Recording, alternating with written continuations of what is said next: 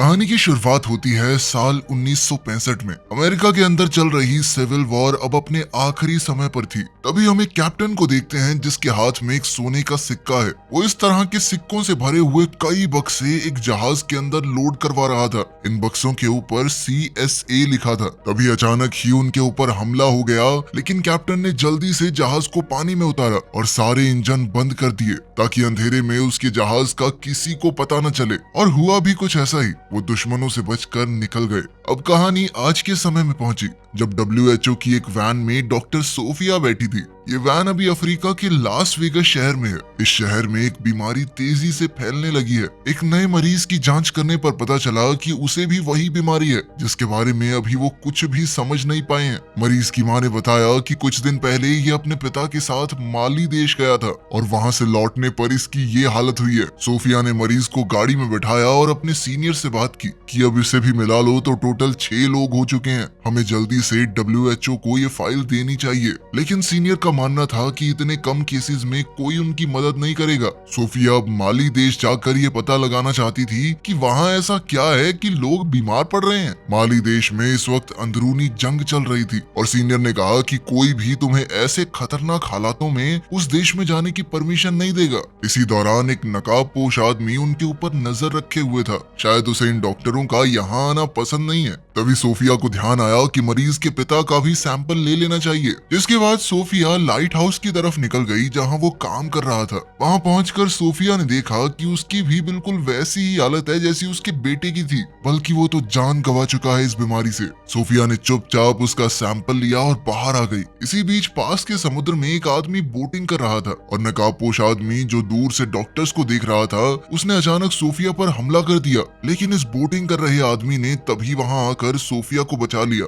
लेकिन इसी हाथापाई में वो नकाबपोश आदमी सोफिया का बैग लेकर वहां से भाग गया। जब सोफिया की आंख खुली तो वो नोमा नाम के एक जहाज पर थी जो समुद्र में खजाना ढूंढने वालों का एक जहाज है। बाहर वही आदमी था जिसने सोफिया की जान बचाई थी। यह आदमी समुद्र में ढूंढी हुई एक कीमती मूर्ति लेकर बाहर निकला। ये लोग दरअसल ढूंढना तो उसी CSA वाले जहाज को चाहते हैं, लेकिन आज तक उसका कोई सुराग ही नहीं लग पाया। तभी अल्मोरा जो कि इस जहाज का मालिक है वहां आया। जिस आदमी ने सोफिया को बचाया उसका नाम डग है। अल्मोरा ने डग से कहा कि जो खजाना हमने ढूंढा है उसे रात को होने वाली म्यूजियम पार्टी में डिस्प्ले पर लगाना है, इसलिए जल्दी से साफ करवाओ उसे। जिसके बाद डग एक नाइजीरियन डीलर से बात करने गया। पार्टी में उस बेशकीमती मूर्ति को सबके सामने दिखाया गया। यह असल में एक अफ्रीकन राजा की कब्र है जिसकी कीमत हजारों करोड़ रुपए होगी। डग जल्दी से उस डीलर के पास पहुंचा और वहां उसने डग को एक सिक्का दिखाया जिस पर CSA लिखा हुआ था। डग ने तुरंत ये सिक्का लिया और कहा कि ये तो बरसों से मेरा सपना है। आज तक किसी को नहीं पता चला कि वो जहाज कहाँ गायब हो गया। पार्टी में मैस्कॉट कंपनी का मालिक भी है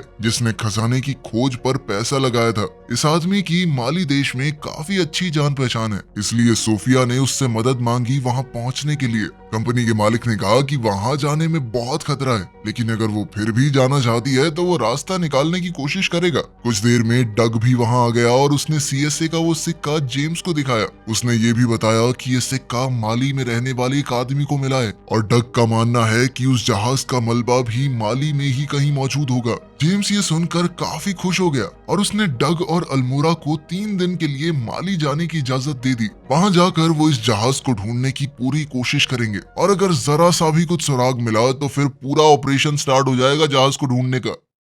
अगले दिन जब ये लोग पोर्ट पर पहुंचे तो वहां सोफिया और डॉक्टर जैक पहले ही बैठे थे। सोफिया ने डग को बताया कि जेम्स ने कहा है कि मैं और डॉक्टर जैक भी तुम्हारे साथ जा सकते हैं माली। और फिर ये 5 लोग माली की तरफ निकल गए। रात को खाना खाते हुए डग ने सोफिया को उस सिक्के के बारे में बताया और ये भी कि इस जहाज को ढूंढना डग का बचपन का सपना है। माली पहुंचते ही सोफिया और जैक अपने रास्ते निकल गए और डग और बाकी लोग उस आदमी के घर पहुंचे जिसे सिक्का मिला था। उसके घर जाकर पता चला कि वो आदमी मर चुका है। उस जहाज तक पहुंचने का उसका रास्ता फिर से बंद हो गया था। तभी डग को वहां एक मस्जिद दिखाई दी। ये तीनों वहां जाकर एक आदमी से मिले। अक्सर ऐसी धार्मिक जगहों पर पुराने पुराने रिकॉर्ड्स दर्ज रहते हैं। डग के पूछने पर वहाँ एक आदमी ने पुराने रिकॉर्ड्स में देखा। तब पता चला कि सालों पहले वहाँ के पोर्ट में एक जहाज आया था, लेकिन उस जहाज में कोई भी जिंदा नहीं बचा था और पानी का बहाव इतना तेज था कि वो जहाज बहकर आगे की तरफ चला गया। ये जानकारी डग के काफी काम आने वाली थी। वो तुरंत जाकर जेम्स से मिला और उसे सब कुछ बताया। बिना देर किए ये लोग जाव शहर, जो कि यहाँ से थोड़ा आगे है, उसकी ओर बढ़ने लगे। रास्ते में इन लोगों को अपनी बोट के एक हिस्से में कुछ मिला। थोड़ी जांच करने पर पता चला कि एक खास तरह की मिट्टी है जो कि जंग भी हो सकता है, लेकिन डग ने कहा कि बहते पानी में इस तरह की मिट्टी का मिलना आम बात नहीं है। ये एक सोचने वाली चीज थी। तभी अचानक एक मिलिट्री बोट उनकी तरफ आने लगी। ये ऑफिसर बार बार एक ही बात पूछ रहे थे कि वो डॉक्टर अभी कहाँ हैं जो तुम्हारे साथ यहाँ पर आए हैं। यहाँ के राजा को पता चल चुका था कि उसके देश में 2 फिरंगी डॉक्टर आए हैं ताकि वो उस बीमारी की तह तक जा सकें जो वहाँ आसपास फैली हुई है। राजा ने ऑर्डर्स दिए थे कि उन्हें जल्द से जल्द रोका जाए, वरना बहुत बड़ी परेशानी हो सकती है। डग समझ गया कि कुछ तो गड़बड़ जरूर है, वरना इन्हें डॉक्टर्स से क्या दिक्कत। डग ने जवाब दिया कि सर, हमको ज्यादा इंग्लिश नहीं आती है, तो बोट साइड में लगा के बात करते हैं। डग ने उनकी ओर एक रस्सी फेंकी जो उन्होंने अपनी बोट पर बांध ली, जिसके बाद डग ने अपने दोस्तों को इशारा किया कि फुल स्पीड में दौड़ाओ, और एक ही झटके में ऑफिसर्स की बोट पलट गई। डग ने जल्दी से वो रस्सी भी काट दी और फिर वो लोग वहाँ से भाग गए। लेकिन मुश्किल अभी खत्म नहीं हुई थी। कुछ ही दूरी पर 2 और बोट्स उनका इंतजार कर रही थी और वो उन्हें देखते ही गोलियां चलाने लगे। डग समझ गया कि अब तो हमें बोट से कूदना होगा, वरना जान बचने वाली है नहीं। कूदने से पहले उन्होंने फ्यूल टैंक में चीरा लगा दिया ताकि जबरदस्त धमाका हो। जब दूसरी बोट उनके करीब आई तो तीनों पानी में कूद गए। ऑफिसर्स ने बोट पर गोलियां चलाई और लीकेज की वजह से एक जबरदस्त धमाका हुआ जिसमें सारे के सारे पुलिस वाले मारे गए। जल्द ही ये तीनों नदी से निकलकर किनारे पर बने एक घर में पहुंचे। रूडी ने डग से पूछा कि अब तो हमारे पास बोट भी नहीं है, तो जहाज को ढूंढने का काम बंद कर देंगे क्या? डग ने कहा कि उसे बाद में ढूंढेंगे, पहले तो हमें उन डॉक्टरों की जान बचानी होगी। अगर इनके हत्थे चढ़ गए तो मार देंगे दोनों को। डग ने रूडी से कहा कि तुम जल्दी से बॉर्डर पार करके अल्मोड़ा के पास जाओ, और वो खुद जेम्स के साथ दोनों डॉक्टरों को ढूंढने निकल गया। वहाँ दोनों डॉक्टर्स एक गांव में पहुंचे जहाँ एक भी आदमी नहीं दिख रहा था। उन्होंने बहुत ढूंढा लेकिन हर तरफ सन्नाटा था। सोफिया को एक घर में लोगों की लाशें मिली और इन सभी लोगों की मौत भी उसी बीमारी से हुई थी। सुबह होते ही दोनों ने सारी लाशों को दफना दिया। उधर रूडी ने भी छुपकर बॉर्डर पार कर लिया।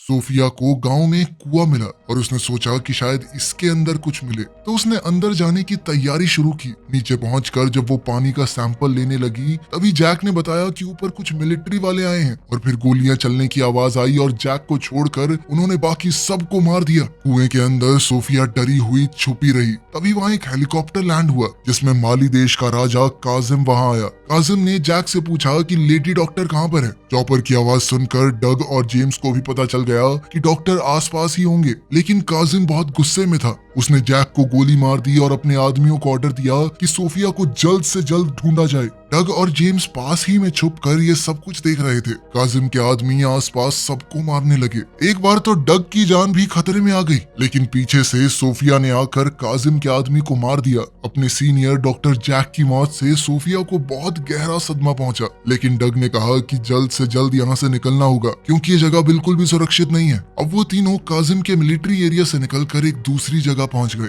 लेकिन ये लोग जहाँ पहुंचे हैं ये और भी ज्यादा खतरनाक है। तभी वहाँ कुछ घुड़सवार आए और इन तीनों को बंदी बना लिया और अपने राजा गॉडिगो के पास ले गए। गॉडिगो ने उनसे पूछा कि यहाँ तुम क्या करने आए हो? सोफिया ने बताया कि मैं एक डॉक्टर हूँ और एक बीमारी फैली हुई है आपके इलाके में, उसकी खोज कर रही हूँ। बीमारी का नाम सुनकर उसे एक कमरे में ले जाया गया जहाँ न जाने कितने लोग उसी बीमारी से मर चुके हैं। सोफिया ने जांच करके कंफर्म किया कि हाँ, इन सब की मौत भी उसी बीमारी से हुई है। उसी का पता लगाने आई हूँ मैं यहाँ पे। थोड़ा सोचने के बाद गॉडिगो ने उन सबको अपने शहर में रहने की इजाजत दे दी। इसके बाद सोफिया ने वहाँ के पानी की जांच की तो पता चला कि उस जगह का पानी जहरीला हो चुका है और ये नेचुरल तरीके से नहीं हो सकता। इस पानी में जरूर जानबूझकर कुछ मिलाया गया है। यही बात उन्होंने राजा को बताई और कहा कि पानी में ये जहर कहाँ से आ रहा है, इस बात का पता लगाना ही होगा। राजा ने भी हामी भरते हुए कहा कि जल्द से जल्द पता लगाओ, तुम्हारी जितनी मदद मुझसे हो पाएगी मैं करूंगा। इसके बाद जेम्स वहाँ के बच्चों के साथ फुटबॉल खेल रहा था। जब बॉल थोड़ा आगे चली गई तो वो उसका पीछा करते हुए एक अनोखी जगह पर पहुंचा। इस जगह पर तो अलग सी पेंटिंग्स बनी हुई थी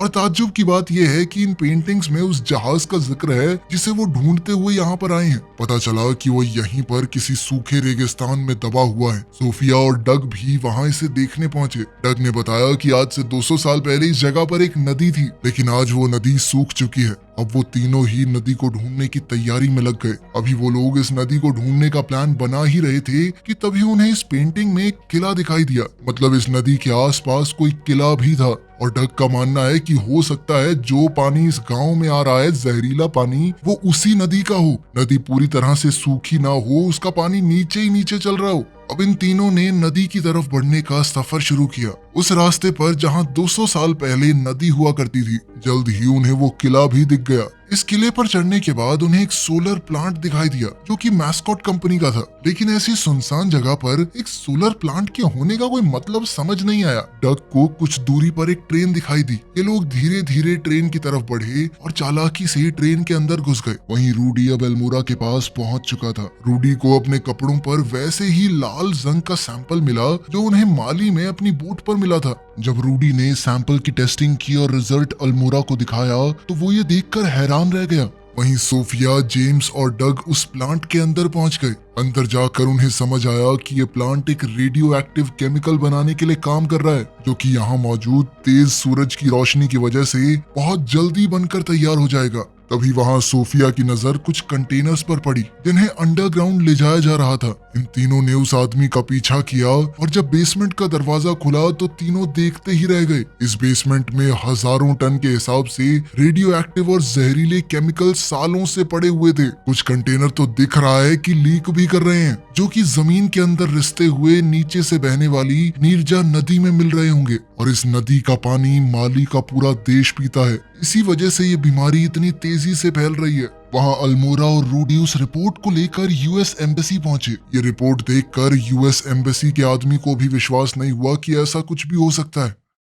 वहीं जेम्स अपने दोस्तों के साथ प्लांट से भाग ही रहा था कि तभी मैस्कॉट के लोगों ने उन्हें पकड़ लिया। मैस्कॉट ने सोफिया से पूछा कि तुम लोग यहाँ क्या कर रहे हो और इस जगह का तुम्हें पता कैसे चला। सोफिया ने मैस्कॉट से कहा कि तुम इस प्लांट में जो भी कर रहे हो उससे लोगों की जान जा रही है। जिस पर मिस्टर मैस्कॉट ने कहा कि वो ऐसा कुछ नहीं कर रहा, बल्कि हम तो जहरीले केमिकल्स को आग में जला रहे हैं, खत्म कर रहे हैं। सोफिया ने उसे बताया कि जो केमिकल तुमने बेसमेंट में स्टोर किए हैं वो नदी में मिल रहे हैं जाकर, जिसे लोग पीकर बीमार पड़ रहे हैं। ये सुनकर तो मिस्टर मैस्कॉट भी डर गया कि कहीं ये सच तो नहीं। अब वो लोग डग और जेम्स को बांधकर कहीं ले जाने लगे। डग ने दिमाग चलाया और सोने के सिक्के की मदद से ट्रक के पीछे का दरवाजा खोल दिया, जिससे वो लोग ट्रक से अलग हो गए। मिस्टर मैस्कॉट जल्द से जल्द काजिम से मिला और जो बात भी सोफिया ने उसे बताई थी मैस्कॉट ने काजिम को बताई। काजिम ने कहा कि अगर उसे चिंता है तो प्लांट को बेशक बंद कर दे, लेकिन उसके पैसे उसे हर महीने मिलने चाहिए। उसे फर्क नहीं पड़ता लोगों के मरने से। डग और जेम्स अब इस रेगिस्तान में भटक रहे थे। उनके हाथ अभी भी बेड़ियों से ट्रक के दरवाजे से बंधे हैं। ऐसे ही बंधे हुए वो काफी दूर तक चले गए। काफी देर तक चलते चलते वो लोग भी हिम्मत हार चुके थे। लेकिन तभी बीच रास्ते में उन्हें एक टूटा हुआ प्लेन मिला जो क्रैश हो गया था। लेकिन इस प्लेन के टायर अभी भी सही थे। किसी तरह ये जहाज को रेत पर ग्लाइड करवाते हुए उस पर सवार होकर आगे जाकर एक गांव में पहुंचे। यहाँ उन्हें एक टेलीफोन मिला तो उन्होंने अल्मोरा को फोन किया और सारी कहानी बता दी। सोने के सिक्के को बेचकर डग ने एक जीप खरीदी। ये जीप लेकर डग और जेम्स पहुंचे गोडिगो के पास और उसके आदमियों से मदद मांगी ताकि वो लोग मिलकर काजिम से लड़ सकें। लेकिन गोडिगो के पास इतने आदमी नहीं थे और न ही काजिम की तरह बड़े बड़े हथियार। इसीलिए गोडिगो ने लड़ने से मना कर दिया। लेकिन उसने अपनी गाड़ी उन्हें दे दी जो गोडिगो ने काजिम से खरीदी थी। इस कार को लेकर जेम्स और डग प्लांट पर पहुंचे, लेकिन वहां उन्हें गेट पर ही रोक लिया गया। ये दोनों जबरदस्ती बंदूकों के सहारे अंदर घुस गए और वहां मैस्कॉट को पता चल गया कि कोई तो अंदर घुस चुका है, जिसके बाद वो तुरंत ऊपर वाले हिस्से में चला गया। डग और जेम्स जैसे ही अंदर गए उन्हें देखकर हैरानी हुई कि पूरा प्लांट खाली हो चुका था। तो जेम्स ने कहा कि शायद मैस्कॉट को यकीन हो गया है कि उसकी वजह से लोग मर रहे हैं और ये बात अमेरिका तक पहुंच गई होगी, इसीलिए ये इस प्लांट का नामो निशान खत्म करना चाहते हैं। जेम्स जल्दी से नीचे जाकर वो विस्फोटक ढूंढने गया जिसकी मदद से ये लोग इस प्लांट को उड़ाने की कोशिश कर रहे होंगे। तभी वहाँ एक हेलीकॉप्टर लैंड हुआ। मैस्कॉट जबरदस्ती सोफिया को लेकर उसमें बैठ गया। वो निकल ही रहे थे कि तभी वहाँ डग आ गया। डग ने मैस्कॉट को पकड़ ही लिया था, लेकिन तभी पीछे से मैस्कॉट का एक आदमी आ गया और उसने डग को रोक लिया। उधर सोफिया समय रहते हेलीकॉप्टर से कूद गई। नीचे जेम्स को वो बम एक कंटेनर में मिल गया और उसने बम वहां से निकाल कर अपने बैग में रख लिया। इसी दौरान मैस्कॉट ने चॉपर में बैठकर अपने प्रोग्राम से सोलर प्लांट को सूरज की तरफ कर दिया। अब सभी सोलर पैनल बहुत तेजी से काम करने लगे, लेकिन जेम्स की काबिलियत की वजह से कोई धमाका नहीं हुआ क्योंकि जेम्स ने बम डिस्कनेक्ट कर ही दिया था। मैस्कॉट को ये देखकर बहुत गुस्सा आया। सोफिया और डग ने मैस्कॉट के आदमी से छुटकारा पाया और फिर ये तीनों कार में बैठकर वहां से निकल गए क्योंकि अभी उन्हें यहाँ से बहुत दूर जाना है। लेकिन तभी काजिम का हेलीकॉप्टर उनका पीछा करने लगा। काजिम उनके ऊपर गोलियां बरसाने लगा। डग ने जेम्स से कहा कि जो भी तुझे विस्फोटक बेसमेंट में मिले थे उन्हें बाहर फेंकना शुरू कर दे। जब जेम्स ने ऐसा किया तो जहां जहां काजिम की गोलियां लगती रही वहां वहां धमाके होते रहे। इतना ज्यादा धुआं और धूल उड़ गई कि काजिम को अपना हेलीकॉप्टर मोड़ना पड़ा। लेकिन इन धमाकों की वजह से कुछ ऐसा हुआ जिसकी उन्हें उम्मीद ही नहीं थी। उस जगह से रेत खिसक गई और वो जहाज जो नीचे दबा हुआ था ऊपर आ गया।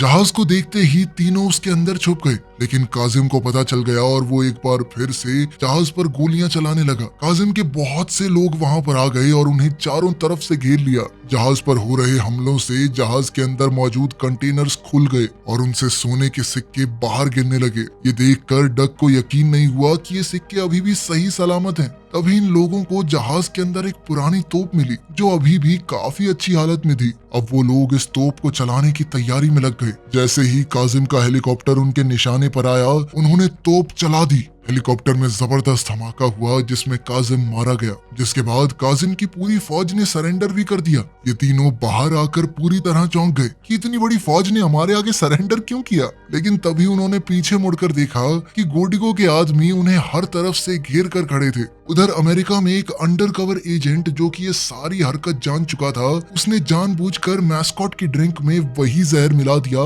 जो वो माली के लोगों को पिला रहा था और जल्द ही उसका भी वही हश्र होगा जो उसने लोगों के साथ किया है। आखिर में हम डग और सोफिया को एक साथ देखते हैं। डग ने वो खजाना गोडिगो और उसके लोगों के लिए ही छोड़ दिया था क्योंकि इस बीमारी में सबसे ज्यादा उनका ही नुकसान हुआ था और उनकी जमीन है, खजाने पर हक भी उनका ही बनता है।